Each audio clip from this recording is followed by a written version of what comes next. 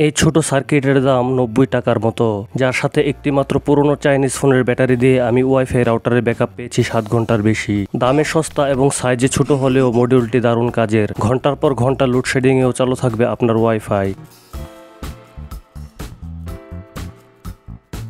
Assemble করার আগে দেখে নিই এর সাথে আর কি কি প্রয়োজন একটি 3.7 ভোল্টের ব্যাটারি। আমি এর জন্য পুরনো মোবাইলের ব্যাটারি ব্যবহার করব। আপনারা চাইলে অন্য যে কোনো ব্যাটারি ব্যবহার করতে পারেন।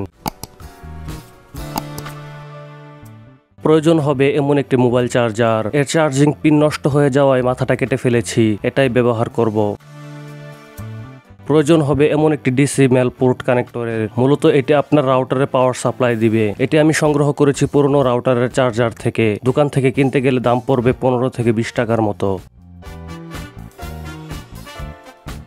তারপর প্রয়োজন হবে একটি ডিসি ফিমেল পোর্টের। বিদ্যুৎ থাকা অবস্থায় এর মধ্যে লাগানো থাকবে রাউটারের চার্জারটি।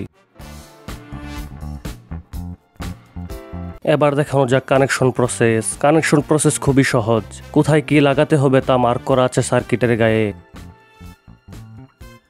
এটি হচ্ছে চার্জিং ইনপুট। এটার মাধ্যমে মোবাইল চার্জার দিয়ে 3.7 ভোল্টের ব্যাটারিটি চার্জ হবে। চার্জারের মাথা কেটে ফেলার পরেও এখানে কানেক্ট করা যাবে, দেয়া আছে টার্মিনাল। এটি হচ্ছে ব্যাটারি টার্মিনাল। এখানে লাগাতে হবে 3.7 ভোল্টের মোবাইল ব্যাটারি। এটি লাগানোর সময় অবশ্যই পোলারিটি মেনটেন করতে হবে, উল্টো কানেকশন দিলে মুহূর্তের মধ্যেই সার্কিটটি পুড়ে যাবে। এটি হচ্ছে আউটপুট লাইন। এখান থেকে লাইন আউট হয়ে যাবে রাউটারে। এটাতে 9 ভোল্ট সেট করা থাকে। আপনার রাউটার যদি 5 ভোল্ট কিংবা 9 ভোল্টের হয় তাহলে এখানে থাকা ভেরিয়েবল ঘুরিয়ে ভোল্ট কমিয়ে কিংবা বাড়িয়ে নিতে পারবেন। মাঝখানে দুটো এলইডি রয়েছে। চার্জিং অবস্থায় রেড এলইডি এবং ফুল চার্জে ব্লু এলইডি জ্বলবে। চলুন এবার কানেকশন দিয়ে ফেলি। প্রথমে কানেক্ট করব 3.7 ভোল্টের ব্যাটারি। এটি মোবাইলের ব্যাটারি হওয়ায় সাথে বিএমএস রয়েছে। ব্যাটারি থেকে সার্কিটে লাইন দেওয়ার জন্য লাগিয়ে নেব এরকম দুটি শর্ট কেবল। ব্যাটারির গায়ে প্লাস এবং মাইনাস লেখা আছে। কোন তার কোথায় লাগাচ্ছি তা আমাদের মনে রাখা জরুরি, কারণ উল্টো কানেকশন দেওয়া যাবে না।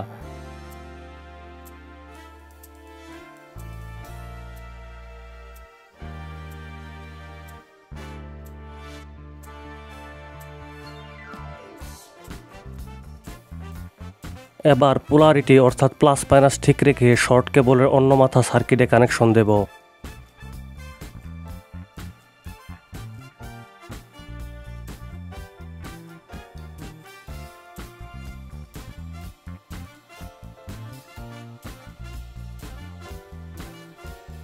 এবার ভোল্ট মেপে দেখা যাক আউটপুট ভোল্ট আসছে কিনা।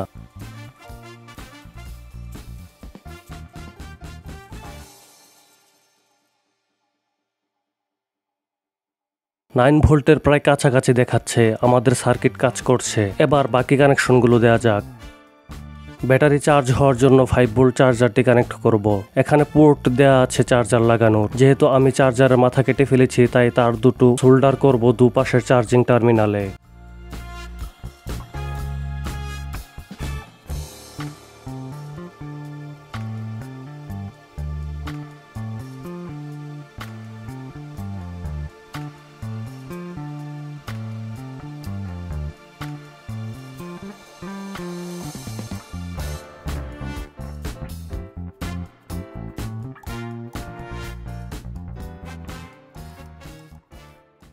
এবার রাউটারে লাইন দেওয়ার জন্য ডিসি কানেক্টরটি লাগিয়ে নেব। অবশ্যই প্লাস মাইনাস দেখে লাগাবেন, উল্টো কানেকশন দেওয়া হলে রাউটার পুড়ে যাবে।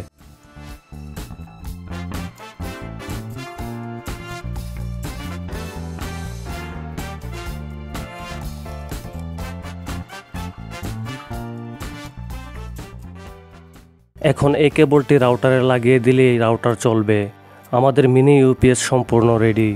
এখন কানেক্ট করব ডিসি ফিমেল পোর্ট। যেখানে আমরা মেল পোর্ট লাগিয়েছি একই লাইনে ডিসি ফিমেল পোর্ট লাগাতে হবে। মনে রাখতে হবে এর ভেতর থেকে আসা লাইনটি প্লাস বা পজিটিভ এবং বাহিরে থাকা লাইনটি মাইনাস বা নেগেটিভ।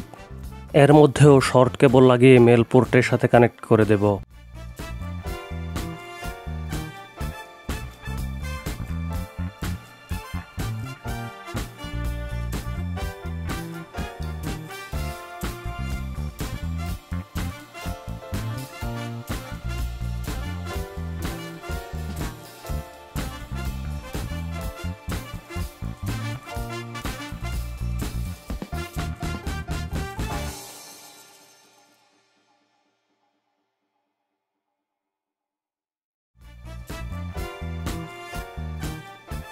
মেল পোর্ট আর ফিমেল পোর্ট একসাথে কানেক্ট করার কারণ হচ্ছে কারেন্ট থাকা অবস্থায় রাউটারের চার্জার থেকে সরাসরি রাউটার চলবে, আর বিদ্যুৎ চলে গেলে ব্যাটারি থেকে চলবে। আমাদের কাজ শেষ, এবার চার্জে লাগিয়ে দেখি চার্জ হয় কিনা।